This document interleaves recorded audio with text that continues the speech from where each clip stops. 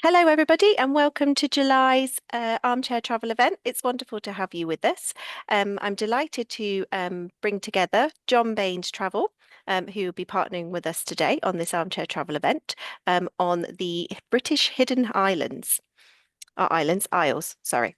Delighted to welcome Elizabeth Gardner-Wheeler, Deborah Lamb, and Jolene. Oh, I'm not going to be able to say it. Jolene, what was it again? Sorry, your surname? Got it. There we go. Um, they will be giving us an insight into the British Isles of, as I mentioned, Guernsey and Shetland. As always, this event will be recorded, so if you can watch it again later on, and this will be available via an email shortly afterwards. I'd now like to hand over to Jon Baines. Thank you, Claire. My name is Jon Baines. The company I run is called Jon Baines Tours. We're a study tour operator. We're based in London. I'm here in Putney at the moment, and we also have an office in Melbourne. Most of the tours we organise are study tours. That is, they have a focus, and the majority of the focus is a professional focus. A lot of those tours are medical tours, looking at aspects of healthcare, everything from midwifery to end-of-life care. But we also run a significant number of cultural tours. And again, a lot of them would have a focus, maybe theology, botanical history, medical history. And some tours, the focus is more general. It will be an overview of a destination, and it'll be looking at many different aspects of that destination, its geology, its history, its archaeology, its cuisine. And these two tours are that fit that bill. We have three expert speakers who I've worked with for many years: Elizabeth Gardner-Wheeler and Deborah Lamb, who is alumni, Cambridge alumni, Girton, and Jolene Garrick. Elizabeth will be talking about Guernsey as part of a tour that visits Guernsey and Jersey, and she will be providing an overview of the island, its history, its culture, character, its geography, and providing a sort of 20-minute talk, providing an overview of Guernsey. And at this point, I think I should pass over to Elizabeth. And thank you very much, everyone. And Elizabeth, I'm looking forward to hearing more about Guernsey. Good afternoon, everyone. I'm talking to you from Guernsey, sunny Guernsey, and so much to tell you about. I've lived here now for nearly 30 years, and I'm far away from home. Ayr in Scotland was my birthplace. What brought me here? The very famous Guernsey cows, world famous, and they give a very rich, creamy milk. There's nothing nicer than to see a lovely golden Guernsey cow on a green meadow with the blue sea and the blue sky in the background. And we have our own dairy here on the island, and we make excellent ice cream, excellent cheese from it, and butter. And it's a super product and a lovely island to live in, and excellent foodstuffs as well. Good fishing, lovely fish restaurants. And we're a multinational society now because finance is the main industry on the island. And we do have a lot of people here from many different countries living here and enjoying life here.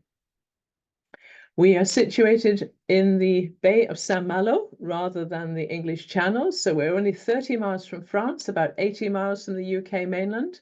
And we're the second largest of the Channel Islands here in Guernsey. Jersey is going to be 40 square miles roughly, population of about 107,000, whereas we have 24.5 square miles, population of about 64,000.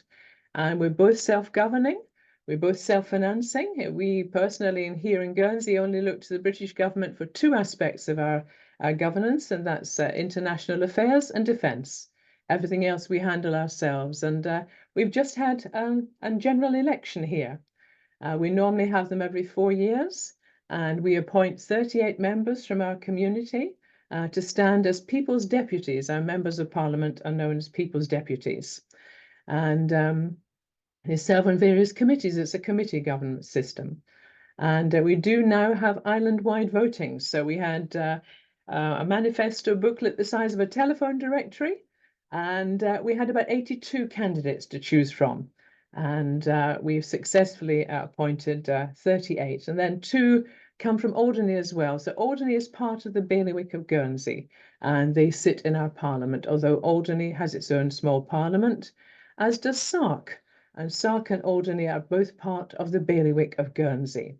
They're both islands that you can travel to from Guernsey. Sark is only just a 45-minute ferry ride away. There are regular ferries throughout the day. And again, Herm is another small island, part of the bailiwick, and you can travel there in 25 minutes. Alderney is very, very close to France, and it's only 9 miles from France. And you can fly there on a tiny little aircraft. It only takes about 10 minutes, or you can sail there on one of the ferries. So we are an archipelago, or a bailiwick, as we call ourselves, the bailiwick of Guernsey. And we are ruled over by the bailiff. These are all Norman terms, and we were once part of continental Europe. And about 10,000 years ago, we broke away when the last ice age formed the Channel. And then in the early 1200s, when King John lost Normandy, that's when we decided that our future might be better with the British crown than the French crown. And we pledged our allegiance then in the early 1200s, and that has remained today. And we refer to the king, King Charles, as Le Roi, Notre Duc, the king, our duke, and we refer to him as our Duke of Normandy. And we try to keep a lot of the Norman traditions. A lot of our legal paperwork is still written in pure French. And we do still have an old Norman dialect that we speak on the island. It's called Guernesiais, or often some people call it a patois. It's a dialect. And we're doing our very best to keep it alive. So if you were to search Guernesiais on the internet, you would see various different examples of it. And there are 4 different dialects of the Guernesiais on this island. Alderney has its own, Sark has its own, and in the island of Jersey, our neighbouring island of Jersey, that has its own too, Jerrier. So it's a beautiful old language. It's lovely to try and keep some of these old traditions alive. So I've mentioned the island of Jersey. It's a neighbouring island. Again, it's a crown dependency of the British Isles, and again, self-governing. We do work very closely together because obviously we're similar jurisdictions, but a lot of friendly rivalry between the 2 islands, and especially when it comes to sports matches and things like that. But Jersey is only 20 miles away. I was there last week just on a short break. Very easy travel, only about an hour's sailing or a 20-minute flight away. And as I say, a much larger island, and closer to France. So their weather is slightly warmer than ours, perhaps influenced more by the French. But we do have a microclimate here on the island. So we seldom get frost, and we very seldom get snow. So it's very easy to grow things, and growing has been part of our heritage for many, many years. You may be familiar with Guernsey tomatoes. We exported tons and tons and tons of Guernsey tomatoes off to England. And we don't export now. We still grow for the local market, though. And Jersey, of course, famous for the Jersey Royal potatoes. And both islands have exported flowers in vast numbers in the past, but not so much nowadays. And we have a great deal of history, too, because we have Neolithic graves on the island. We have standing stones, and we have many fortifications. When we pledged allegiance to the British crown in the early 1200s, we were then subject to attack by the French. And they did indeed succeed in taking parts of Guernsey in the early 1300s, capturing the castle, which was built to protect our harbour several times in the 1300s. That castle is still available to visit today. It's called Castle Cornet. Castle Cornet, and as I say, it was greatly extended in Tudor times in the 1500s, but the earliest parts date back way to the 1200s. And latterly, it was extended again by German forces during World War II. The island of Guernsey was badly bombed on the 28th of June 1940 by German aircraft flying over on reconnaissance. They didn't realize that we had been completely demilitarized. They saw at the harbour a huge line of lorries. It was the very last chance that islanders had to export the lovely Guernsey tomatoes off to England. From the air, it looked very much like a military convoy, and the German aircraft bombed the harbour, which resulted in 33 fatalities on the harbour and about double that number injured. 2 days later, the German forces landed at our airport, and we weren't liberated until May the 9th, 1945. So May the 9th this year, we celebrated our 80th anniversary of liberation. It's always a very special day on the island. This year we were graced by a visit by Princess Anne, the Princess Royal, and she also went to Sark. She specifically asked to go to Sark. She specifically asked to go to be landed on the smaller part of Sark, which is called Little Sark, and to be taken across a natural isthmus called La Coupe onto the main island. So she really knew her Sark well, and she desperately wanted to go there. So her wishes were fulfilled, and she had a wonderful visit and wonderful for the islanders. Population of Sark today, around about 500.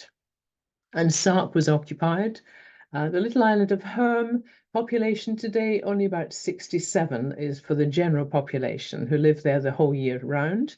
But it's a holiday island, so there is camping and self-catering and guest houses there. So many day visitors as well go across to Herm. It's only a 25-minute crossing, even warmer than Guernsey, about 2 degrees warmer than Guernsey. And that population swells to well over 100 in the summertime, and many people, students especially, enjoy going to Herm to work there for the summer and enjoying a wonderful sunshine summer in a lovely little island. And Alderney too is the population today around about 2,000, and that has an airport. The only one in our bailiwick that has a little train, and it's a tiny little tourist train, and the engine pulls 2 old London Underground carriages, just from one end of the other to the other. So it runs in the summertime, and it does run at Christmas as well. They have the Santa Claus special. So we do a lot of traditional things here on the island. We have regattas. We've had powerboat racing in the past. We have yacht regattas, and lots of sea activities. We have a sailing club here. We have rowing, and we do get some large liners in as well. We're a popular resort for liners coming in. This year we have about 70 liners coming in and out of the port. We have exceptionally deep waters, as does Jersey. Here in Guernsey, our tides can reach 10 meters and under half a meter. In Jersey, they can reach 12 meters. So you can imagine the land surface of the islands expands rapidly on a very low tide. It's fascinating to watch. And sometimes even on the seashore at St. Peter Port, the capital of the island, the main town on the island, if it's a high tide in the visitors' basin where the visitors' yachts come in, right in the center of the town, the water can actually go over the road and start to infringe on the shops and the restaurants there. So they all are aware of it, and they usually have storm boards and sandbags as well ready. And the tide is very important to us here. Even if you're walking your dog on the beach, there can sometimes be no beach if the tide is very high and crashing against the sea walls. And of course, it can, on a stormy day, on a very high tide, can overtop and throw stones and seaweed and debris over onto the roads. So we do have to be very careful and sometimes close our roads. Driving here is interesting too. Maximum speed limit anywhere is 35 miles an hour, and much less in other places. At beaches, for example, only 25 miles an hour, around schools and in the town, only 25 miles an hour. We do like our cars, though. For a population of about 64,000, we have more than that numbers of vehicles on our roads, but a nice gentle pace. And cycling is another popular activity. We have a lot of people cycling around. If you were to go to Sark, by the way, Sark, the main roadways there, they're not tarmacked, they're not made up roads. And a lovely way to get around Sark is by bicycle, by walking, or take the leisurely way, have a horse-drawn carriage. And the carriage drivers are your guide for the island. So it's a beautiful island, a lovely way to see Sark. It's like going back in time. And the little island of Herm, just walking around, it's only 1.5 miles long, half a mile wide, so you don't need any vehicles at all there. And just walking along, they're very pretty beaches on Herm. One is Shell Beach, and it's washed by the Gulf Stream, and even warmer than Guernsey, about 2 degrees warmer than Guernsey. Famous for its Herm burn. So you can go to Herm from Guernsey for the day and get badly sunburned. I've called my talk Rock of Hospitality. It's a quote from Victor Hugo. Victor Hugo lived here from 1855 when he was exiled from France because of his political beliefs. And his mistress, Juliette Drouet, she helped him escape, and they went to Belgium and then on to Jersey for 3 years. He outstayed his welcome in Jersey. He was outspoken against Queen Victoria, so he decided that he'd best leave. So he saw Guernsey as he was sailing past, and he said, "I'll try Guernsey." And when he came to Guernsey in 1855, he successfully sold Les Contemplations, which gave him the money to purchase his very first home. And that home is available today to the public for tours. It's owned and run by the city of Paris. But Victor Hugo was an amazing character here for the island. There's a wonderful statue to him. We're about to open up a Victor Hugo Centre in about 2 years' time. There's such a great interest in him. And of course, Hugo is to the French perhaps what Shakespeare is to the English. And we have many French visitors, France only being 30 miles away. We have regular sailings from Saint-Malo, from Cherbourg, from Dilette as well. So, it's easy to come over from France, and very many day visitors at the moment. So we do get special dispensations. At the moment, we're getting a dispensation to allow French visitors to come on their identity cards rather than passports. And we do have representation in London through the Department of Justice. And the King's representative here on the island is the Lieutenant Governor. And he is a military man at the moment. He's former Royal Engineer, Lieutenant General, now Sir Richard Critwell. He was knighted in the King's Birthday Honours. He is our representative of the monarch, and he's here in a position for 5 years. And he's our liaison with the Crown and with the Department of Justice. And the senior citizen of our island is our bailiff. As I said, we're known as a bailiwick. And he's a very experienced advocate, fluent in French, and a lot of our legal paperwork, as I mentioned earlier, is actually still written in good French, true French. And incidentally, our deputy bailiff at present is a lady. And for the very first time, when she takes office, she will become the very first female bailiff in our island. And our recent general election, the poll topper was again a lady, and she has been appointed our chief minister. So for the first time ever, we have a female chief minister, and so we're looking forward to working with her and the government. Our royal court is on the outskirts of St. Peter Port, and we always have red, white, and blue flowers there. And we fly the Union flag from our main mast in St. Peter Port. Huge mizzen mast of a ship of the 1780s by James Saumarez, who was our naval hero. And we fly that, and our flag for the island is the Red Cross of George of England, and in the centre is the Gold Cross of the Duke of Normandy, just harking back to our French heritage. And there's lots to see and do on the island. Cycling is very popular, walking is very popular, and one of our main attractions is the little chapel. Tiny little chapel built by a monk 102 years ago, and been beautifully restored in the last few years because it was suffering subsidence. Bear in mind, it was made by a monk who had no building experience, no materials, no money, no building plans. It was a labor of love. And other than Castle Cornet, it's one of our most visited tourist attractions on the island. But traveling around the island, you would see a great many fortifications, as I say, some from the 1800s and 1900s, and some interesting standing stones as well.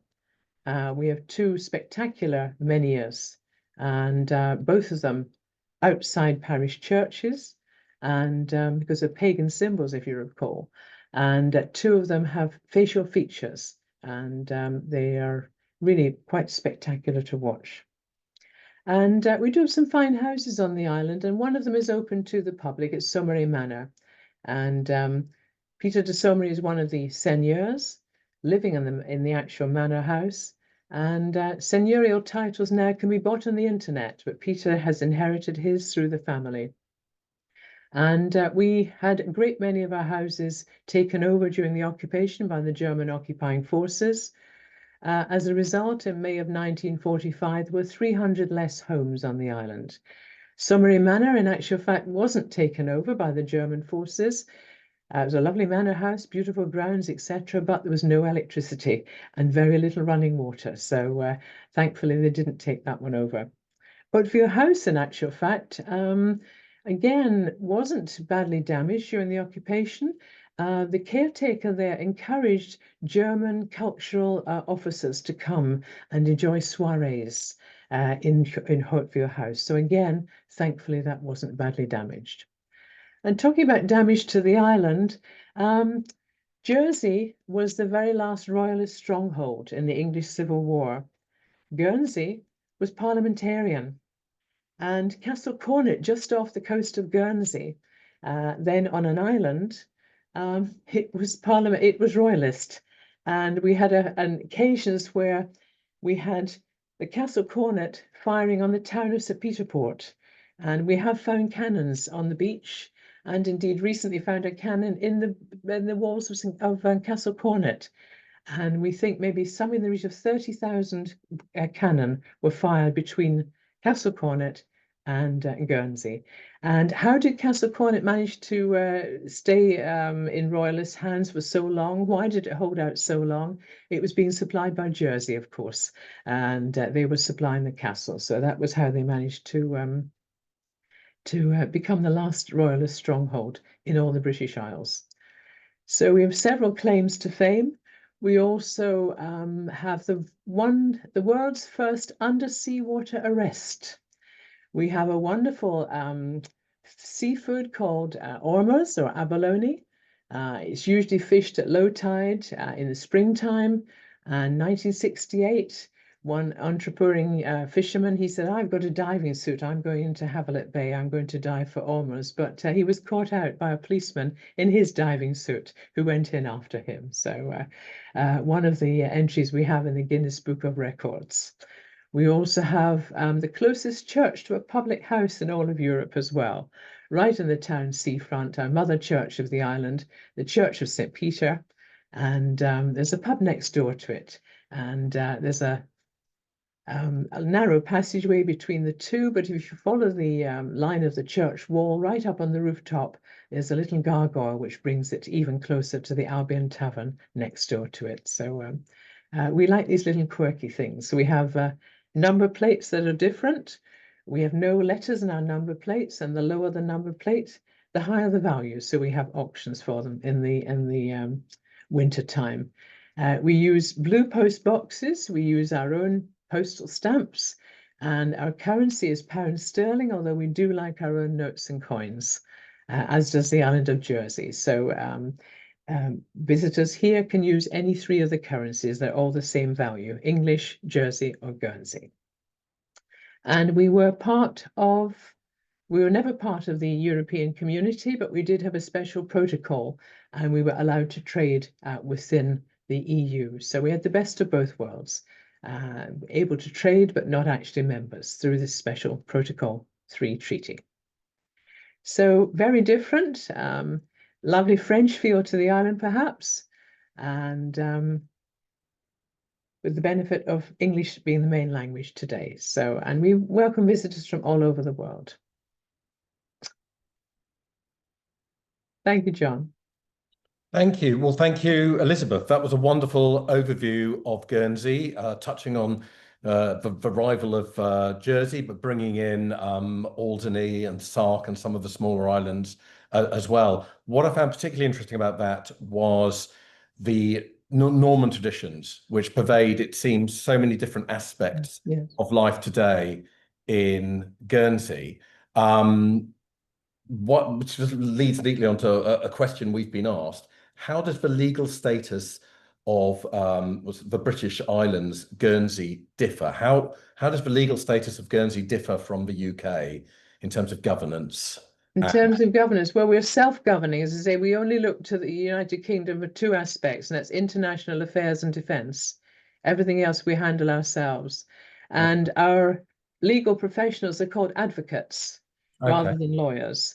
And they have to qualify for the English bar first, and then they have to go on a special course to Caen University to study French law, the old French laws, and be fluent in French as well. So it's quite different, really. And our jury system is fascinating because on such a small island as ours, with a population of maybe 64,000, it's not always easy to appoint members of the public to become jurors. So we have a panel of 16 jurats.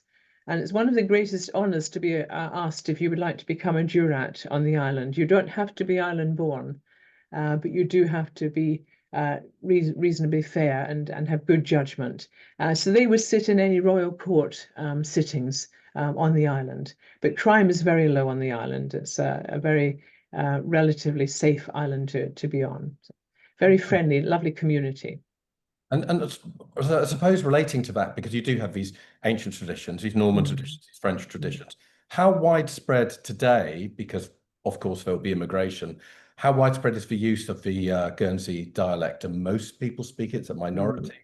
Yes, it's a minority. It's usually older age range, about 2%, but a great many people are trying to learn it. So you'll hear a lot of phrases, but not so much general dialect. I mean, when I first came in the mid-70s, I loved to go into town on the bus. You could hear lots of people chattering away in Guernsey French. Now that's not the case. But we are doing our very best. We found a language commission has been founded to try and rekindle the old language. Jersey are doing better with their Jerry.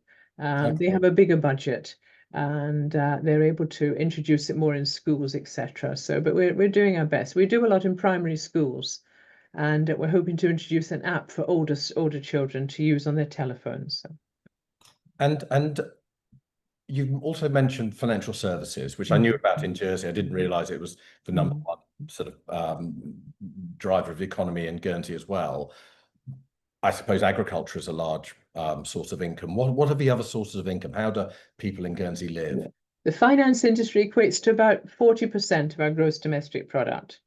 And we have people here from all over the world because of that. And it's lovely for them to bring their families over because it's a lovely place for children to grow up. We've got 27 different bays and beaches all around the island.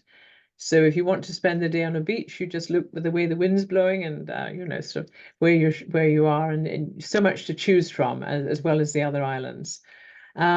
Fishing is still one of the main industries. Fulfillment is one of the main industries now. And growing, yes, we do grow, but we don't export to the degree we used to, partly because of the very high shipping charges. And you'll find that products brought into the island for Marks and Spencer's, Waitrose, for example, there's sometimes a few extra pennies added on to the products because the shipping charges are quite high.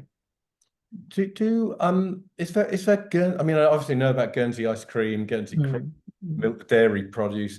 Does Guernsey produce wine? Well, we've just planted a vineyard near me Easter Monday. Yes, we are trying it. There's another vineyard in Torteval that's been planted recently, and they feel that they will be able to grow the grapes and then send them off to England to be processed into wine. We're great cider makers, though. We always have been. And yes, cider's a beautiful drink here and made on the island, Roquette cider. Yeah, that's wonderful. Exported to Scotland as well. I was going to say another Norman tradition. So it's coming back to Norman. Yes. Wonderful, Elizabeth. Well, thank you very much for that fascinating talk, that insight into life in Guernsey, the all-encompassing aspects of it. We're now going to travel from Guernsey, from the far south, from the shores of France, to the north, to Shetland, about as far as we can go. And we're going to join Deborah and Jolene. Jolene Garrick runs a travel company in Shetland. She is also a Fair Isle knitter, And we were talking earlier about the importance of wool in Shetland. There is a week in Shetland called Wool Week, and you cannot get accommodation for love nor money. Dr. Deborah Lamb, as mentioned, is Cambridge alumni from Girton, and her degree was classics, but she then went on to become an accountant, moved up to Shetland to help the good people of Shetland spend their oil revenues. I think is that accurate? Yes. But Deborah always had an interest in archaeology, had been involved in digs across the UK, and then became an archaeologist after leaving her government job, and has worked as an archaeologist in Shetland for many years since then. So Deborah and Jolene will be talking about the archaeology, about the Iron Age archaeology of Shetland and other aspects that relate to that. I should also mention that Deborah is also a Fair Isle knitter as well. So coming back to the connection. So at this stage, I'll pass over to Deborah and Jolene. Thank you. Thank you. Hello, everyone. Yes, I will talk about the Iron Age, but anything non-Iron Age, I will definitely defer to my colleague here, who's actually wearing the Fair Isle jumper. Shetland is, as John was saying, the other end of the British Isles. It lies at the crossroads, really, of the North Atlantic and the North Sea, 60 degrees north. And we do have a wonderful range of archaeological remains, although I've been asked specifically to talk about the Iron Age, the brochs, the roundhouses, the coastal settlements. As you may know, the Iron Age was a time of monumental architecture, especially up the west coast of the British Isles. The most spectacular form is what we call the broch. A broch is a massive circular dry stone structure found only in the north and west of Scotland. The most famous lies on the uninhabited island of Musa here in Shetland. You may have seen pictures of it. 13 meters high, windowless, accessed by a single low doorway, and it stands alone in an empty, treeless landscape. It's rather a romantic spot, but that doesn't really reflect Iron Age reality, but really Victorian interpretation, because in 1861, part of the broch had collapsed and enthusiastic tidying was undertaken, which involved, it is alleged, some partial rebuilding of the broch's upper reaches. And it certainly included clearance of a lot of tumble from the broch's interior and removal of smaller stone structures from outside. So what we're left with is not perhaps the way it was.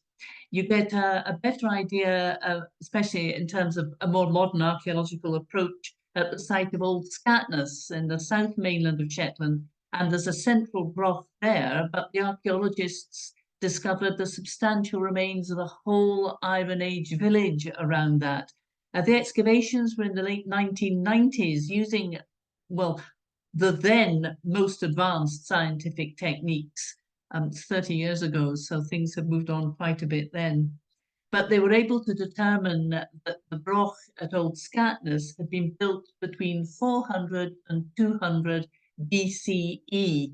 And then you've got around it, as I say, a whole village of roundhouses and later Pictish wheelhouses, which went on being used up to AD 850 or thereby. So this long period of continuous use in one particular spot, it's not unusual in Shetland, but the best documented and the most easily accessed, and every visitor should see it, is Jarl's Hof in the again in the south mainland of Shetland. And there you can see not just this pattern of the broch with the village around it, but you can actually see the whole chronology of the site's development from Neolithic, late Bronze Age, all the way through to the the 1600s, up to 1615, occupied into maybe the 1690s. So there are on Jarl's Hof quite exceptional Iron Age and Pictish remains, probably more famous for its Viking and Norse ones, but that's just slightly late Iron Age, certainly after the Iron Age. The romantic name Jarlshof is actually Sir Walter Scott. What can I say? The J.K. Rowling of his day. He visited in 1814 and he just coined this name Jarlshof. And at that point, all you could see was an old ruined house on a green mound. And little did he or anybody else know what lay underneath. There were big storms in the 1890s. So, 80 years afterwards, tore away a big part of the shoreline, and people realized there was layer upon layer of archaeology in the section lying underneath that old house. So the excavations, the sort of the main excavations of Jarlshof are early 20th century, although the excavation report was not published until 1956. The whole site is now in the care of Historic Environment Scotland, and they've laid it out thoughtfully in such a way that as you walk through, you actually move in time. So you start off with the very earliest remains, fragmentary, after all the site has been used and reused, and so has all the building stone. So the very earliest houses in Jarlshof, probably contemporary with Skara Brae, which is in Orkney, which is not the same as Shetland. You think Jersey and Guernsey have a big rivalry? Skara Brae is in Orkney, but is all one period. But we have these few fragmentary remains in Jarlshof that are from this late Neolithic. So you've got folk living in those fragmentary houses, cattle, sheep, they probably had dogs. It's hard to imagine that at that early time, late Neolithic, the whole of Shetland was lightly wooded. We don't do trees now. Lightly wooded scrub, and the climate was stable, warm summers, mild winters. And the folk that lived in the houses in Jarlshof and round about at that time, they began to clear the trees and so made space for their livestock. They only grew one crop this far north, 60 degrees north, barley, very early kind of barley known as beer. So these folk, as I say, that's 4,500 years ago. But 3,500 years ago, you're coming a bit nearer the present, a bit nearer to the Iron Age, but you're just in the Bronze Age. And climate's getting colder and wetter. Climate changes is nothing new. And of course, they've been chopping down the trees and you're getting water runoffs. And so you're beginning to get the start of peat forming in the cold, wet conditions. And of course, Bronze Age, so you're going to need copper and tin to make bronze. Small deposits of copper in Shetland, but tin had to come, pure tin had to come from Cornwall. Other than that, you're probably dealing with recycling Roman bronze. But this was a period of really long distance trade networks. I mean, you may be aware of the Amesbury archer, whose remains were found in Wiltshire. He's about 4,300 years ago. Analysis, he might be buried in Wiltshire, but his analysis of his the enamel on his teeth showed that in fact he grew up in basically what we now call Switzerland and Austria. So big trade contacts, not surprising really. You then the Bronze Age, there's actually a little area, there's a particular building that has been used as a Bronze Age smithy. And we can see the clay molds that were used for molding, for pouring the molten tin and copper into, and getting, we could see from the actual clay forms, pins and small knives, and actually a sword as well. So times are getting more violent. I mean, small knife, handy, clean your nails, chop up your food, not at the same time, cut off a loose thread in your clothing. But a sword, you're only going to do one thing with the sword, and that's stick someone with a pointy end. So things are getting more violent. But we're moving into the early Iron Age at this point. This is where my interest perks up. And we're now 2,500 years ago, still on the same site. We're still at Jarlshof. We can tell that the weather's getting even worse. And what's interesting about the early Iron Age is that the weather's getting less predictable and it's getting stormier. And we know from recent tragic events in the States and in past years around the world, unpredictable weather is what really causes people problems. One of the guides of that this was maybe an unpredictable time is that we're starting to see in the early Iron Age remains souterrains. 2 houses had souterrains, underground storage chambers, and probably for perishable foodstuffs or for next year's seed corn to keep them through the winter. And I did say there was a broch, an Iron Age broch at Jarlshof. So that's us still coming closer to the present all the time. That's about 2,000 years ago.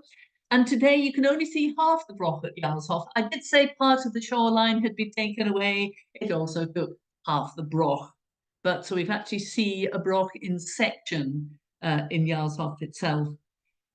These must have been there may have been maybe 120 brochs throughout the Shetland Islands. So they weren't all as high as the one in Musa, 13 meters. Definitely shorter than that, I think, but certainly huge and substantial. Different ideas about why they were built. Nothing more bitter there's no more argument more bitter amongst archaeologists than a point where there's perhaps no immediate evidence one way or another. So there have been very strong arguments made over time that these brochs were for defense or maybe for refuge, or no, they were watchtowers. No, they were the chief's house. Well, maybe it was a shared asset for the surrounding community. The currently favored view is that they were a status dwelling and built by any family group who could afford to do so. And certainly if we've got 120 in Shetland, that's an awful lot of chiefs, is all I'm saying. So the broch is double walled. So you've got the inner and outer walls are linked with flat stone slabs. So you get in effect a sort of winding staircase in the gap between the walls. And you can see this very clearly in Jarlshof. And you can see also there's a line of protruding stones that shows you where there was a first floor in the broch.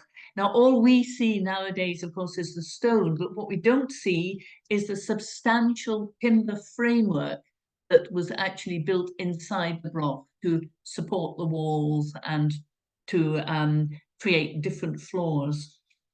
And that, of course, then raises the question, well, that's fine. So where are they getting the substantial timbers from? I like scrubby woodland, I said, and how people have been clearing it for hundreds of years by the time we got round to building brochs. Well, driftwood is one option. These big frames inside the brochs could be driftwood, but that's a very salty and fibrous thing to work with. So one possibility is the timbers being imported from Scotland, which implies that there's big enough ships to carry the cargo. It implies that Shetland has something to trade in return, possibly surplus grain or even iron. And iron signifies a change, not just in technology, but in society. The people that needed to have the contacts with the long distance trade networks, not so important now. Iron's a much more democratic metal. That was Gordon Child's phrase for it. It puts sturdy tools in the hands of more people.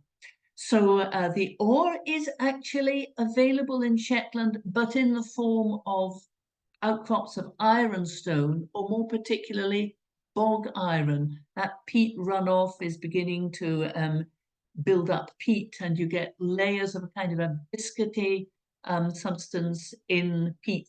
That's actually quite iron rich. It's caused by the iron salts precipitating out of the surrounding soil. So bog iron would have been a resource.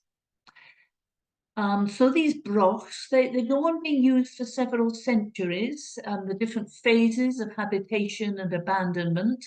And it's a feature in Shetland that where you find a broch remain or remains of a broch site, there has been a late Iron Age wheelhouse built inside the broch. So you can imagine that if it's a tall building, then the stones are going to become unsafe at the top. You're going to reduce the height of your tower and then use that to build something more modern in the shell of the broch, a bit like building a modern bungalow in the remains of a medieval castle. You've got the prestige of the address and the comfort of modern living. A wheelhouse, there's some really good examples of these at Jarlshof.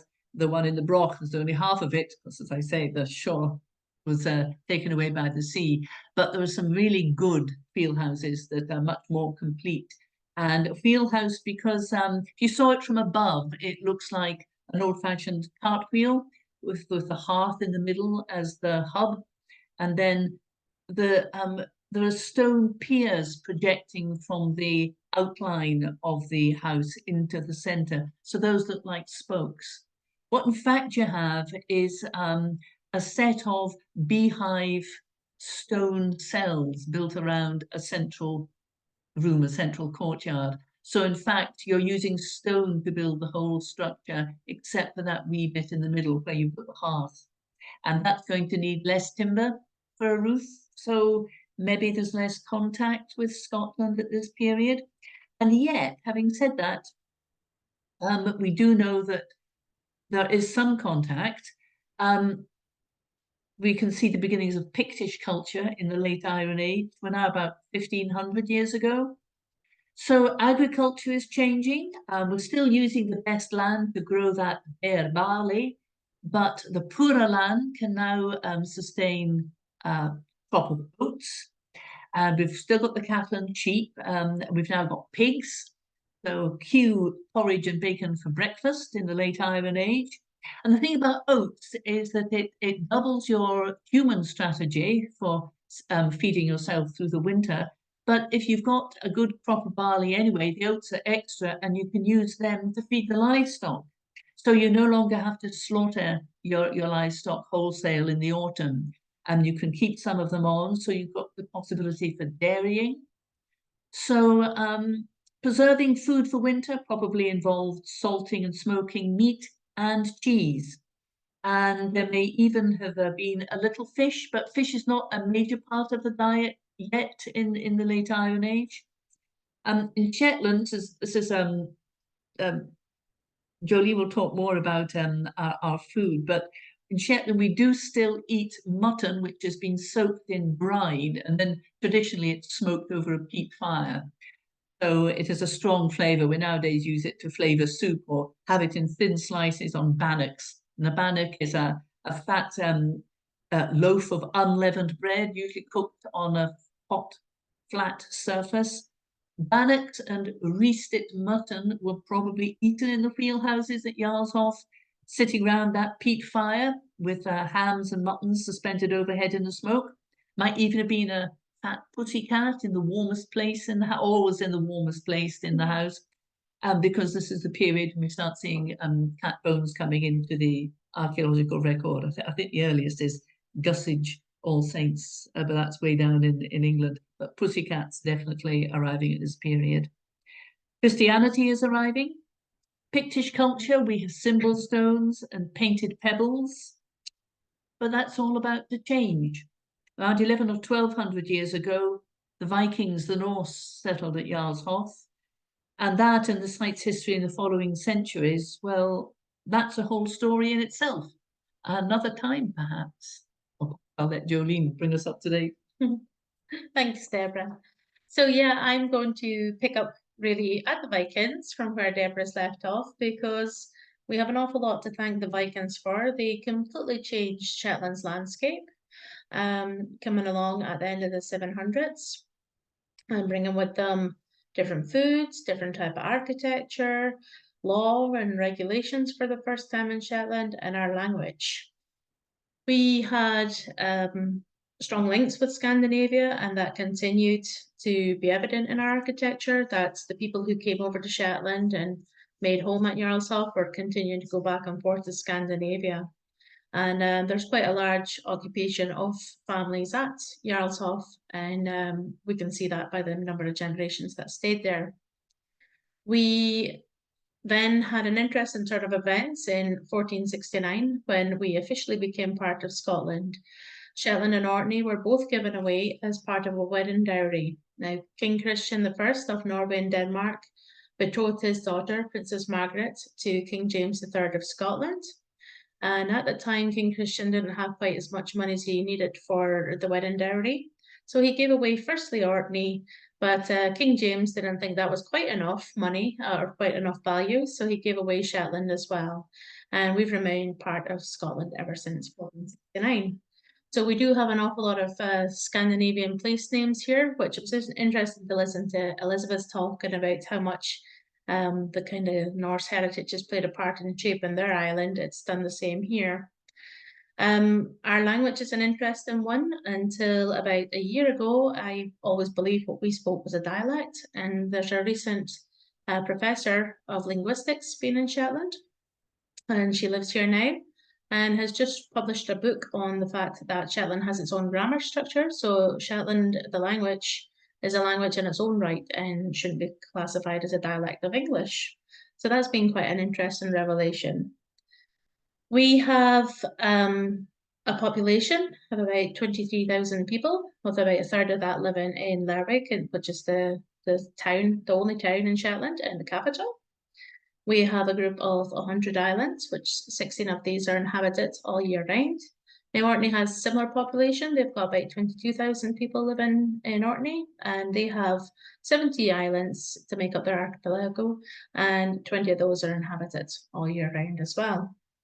And Shetland and Orkney do share a lot of similar culture because of the heritage that we have. And we have that friendly rivalry, as Deborah said, but we love our next door neighbours, really. So it's going to be interesting.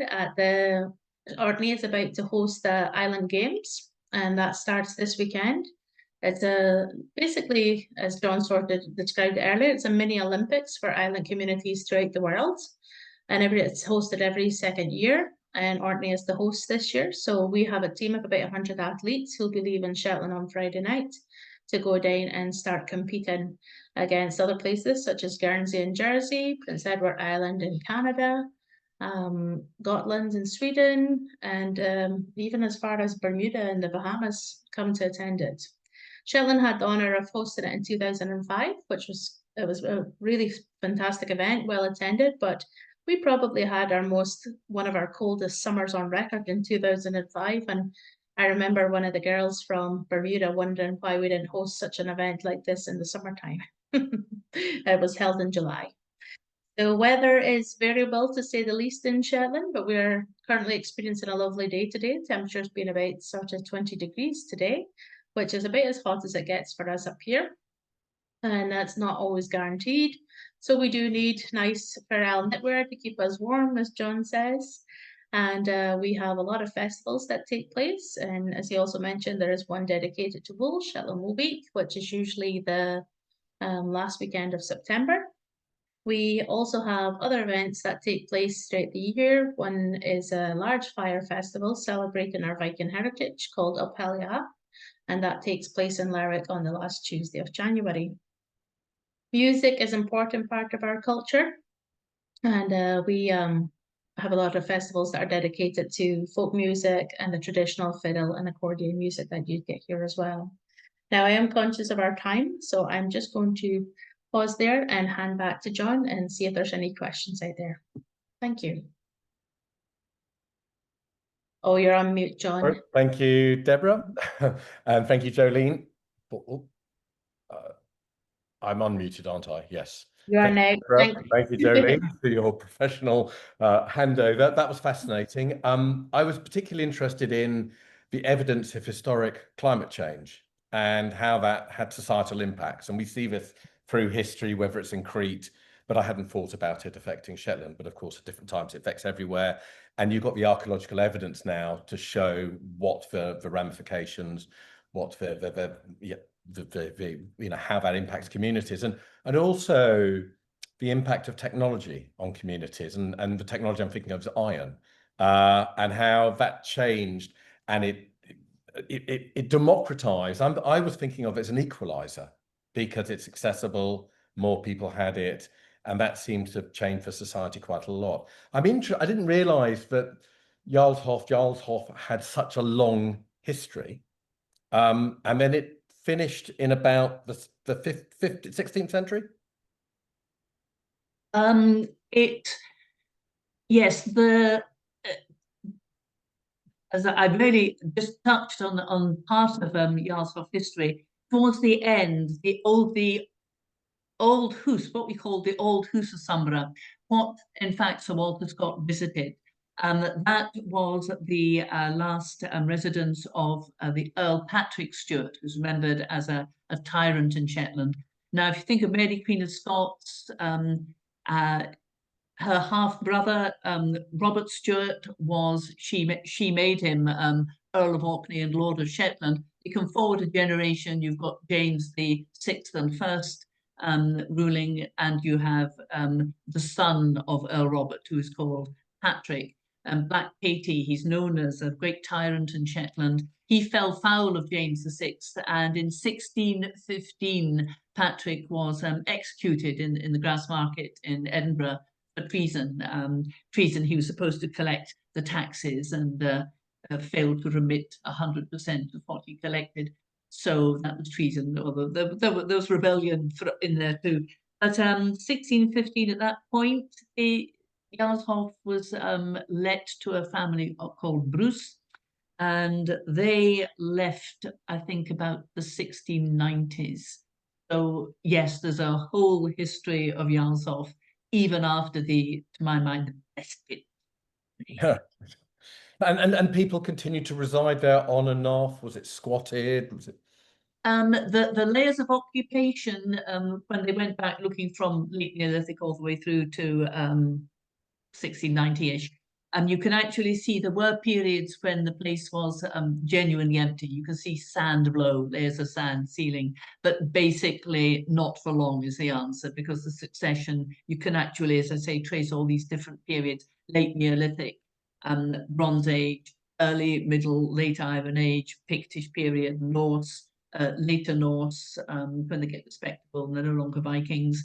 There's a 12th, 13th century farmhouse also as part of all on the same site. And then you've got the old Hus itself. So pretty continuous.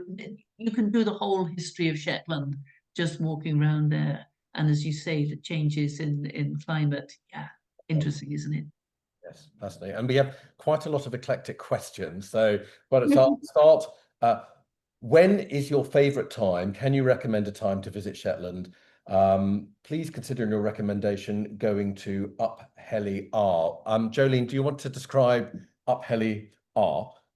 Yes, certainly. So Uphelly is one of actually 12 Viking fire festivals that we hold between January and March each year. But the Lerwick Uphelly is the largest one, and as I say, that's held on the last Tuesday of January. I will say, coming up in January to Shetland is not for the faint-hearted. It's our windiest month of the year, and getting here can be a challenge. So if you're planning to come for Uphelly, I do recommend coming up a few days in advance, just to make sure you do get here.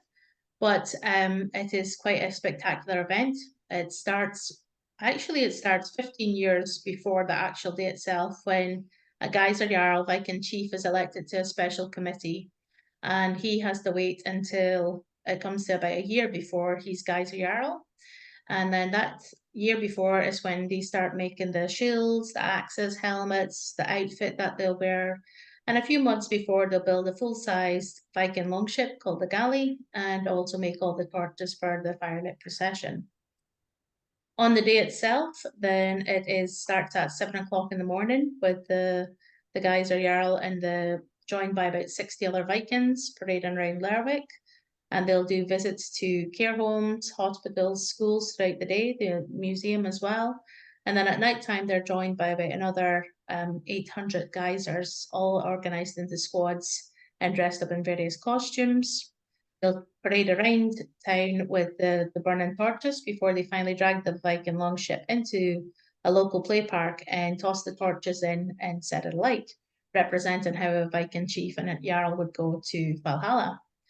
And then we start 12 hours of partying again. So again, not for the faint-hearted, but there's 11 different venues open. 2 of them, the Town Hall and the Legion, sell tickets to the public. It's usually by invitation, but you can buy tickets. And as I say, that goes on for about 12 hours. So about 9 o'clock the next morning, you make your way home. But each squad takes it in turn to visit each one of the halls. They have to perform some sort of act or skit to do with the theme for their squad. They'll have a dance, a drink, and something to eat, and then they'll move on to the next hall and do it all over again. Wow. A lot of fun, and that is definitely one of my favorite times of the year. One of the reasons I like it is by the time Up Helliah comes around, it's about a month since the shortest day, and so we are starting to see the return of the daylight, and so that's always a welcome sight. And you've always kind of been suffering a little bit from the Christmas and New Year blues, and so it's always nice to have something to look forward to at the end of January. Wonderful. So that's January, and that's a particular festival, Yes. albeit an exciting historical festival, a long festival. Yep. What other times of the year would you identify as interesting to go, perhaps based on different aspects of nature, the bird life, the puffins, etc.? So if you're coming for puffins, you want to come anytime between the middle of April and no later than I would say the single figures of August. But this is actually quite a good time of year because start of July, the puffins have started to hatch. There's still plenty of bird life around. The storm petrels who live in the Musa Broch, they're still here at the moment for about another 3 weeks or so. So I would say this is I would say July would be a good time of year. How about you? What would you say is your kind of favorite time of year? Well, the archaeology doesn't move around, so that's Yeah, advantage. the advantage of archaeologists. Yeah. Yes, I think it depends what you're looking for. If you're wanting the long summer days, we get long evenings in the summer. I mean, around midsummer, it barely really gets dark, and we call these the days of the simmer dim. And certainly it has its own magic, and certainly for wildlife, it's excellent. But then I have to say, I do quite like winter too, which is sort of where you kind of curry in around the fire, and we do our knitting, and You finally have time to knit. and it is quite a social time as well. There's all sorts of activities going on. For example, there's even an amateur dramatic festival that every March, and of course, obviously, that you've got all the groups working on and rehearsing and doing costumes and scenery and so on in the months of winter as well, and then building up to this big festival. That probably in terms of out with the islands as such, I would think Wool Week brings in an awful lot of people. The folk festival is at the end of April, beginning of May. That is definitely to see, and hopefully the weather's getting a little better then. So that would be the end of April, beginning May, and then I would say Shetland Wool Week is another high. Well, you've got the Simmer Dim in June, July, and then you've got Wool Week at the end of September, and then you're doing all the build up to Christmas, and basically it's good here all the year round. All year round, all year round. Okay, fair enough. One final question. It's quite a specific question. I understand that on Orkney, the Reflex network provides a local marketplace for renewable energy, including wind and solar generators, hydrogen production, home batteries, and electric vehicle charging. Is Reflex successful in providing electricity at a lower price than importing it from the UK grid? Also, is anything similar planned on Shetland? Oh, we can answer that very easily. I don't know. Do you know? I don't know the answer for Orkney, I have to admit, but I can touch upon the Shetland renewable side of things, and the answer to that is no. We have recently just constructed the largest onshore wind farm. 103 wind turbines is built in the centre of Shetland. It's been quite a controversial project, to say the least, and one of the bones of contention for locals is the fact that it isn't providing any discount to us for our electricity prices. And one of the benefits we do have is that for the first time ever in Shetland's history, we are now connected to the national grid. They have put down a cable from basically the centre of Shetland to Caithness at the top of Scotland. And we are basically producing the energy to feed into the grid, but sadly not reaping any of the benefits of cheaper electricity by having that on Shetland. So it's an interesting topic of conversation when you come here. and I have been asked one final question, and although I said it's the last question, it's a short question because it relates to Guernsey as well. Is there a literary festival on the island? I know there's one in Guernsey because a friend of mine is a writer who appears at it. And in Shetland? Is there Oh yes, yes, and even more excitingly, from time to time we have a festival that is all about crime books. So it's called this. It's like Bloody Scotland, which does Scottish crime fiction, but this is the Shetland version is called Shetland Noir. right? Quite a lot of Scandinavian content in it, and it happens next year. I've got my ticket already. I kid you not. Excellent, excellent. Well, thank you, Deborah. Thank you, Jolene. That was fascinating, very interesting. Get great span of history. Thank you, everyone, for attending. And I understand that Claire will be sending the recording out to those who haven't been able to attend. So those of you who have attended and want to pass the recording on, please contact Claire, and she will do so. And at that stage, I will say goodbye and thank you very much. Thank you. Goodbye.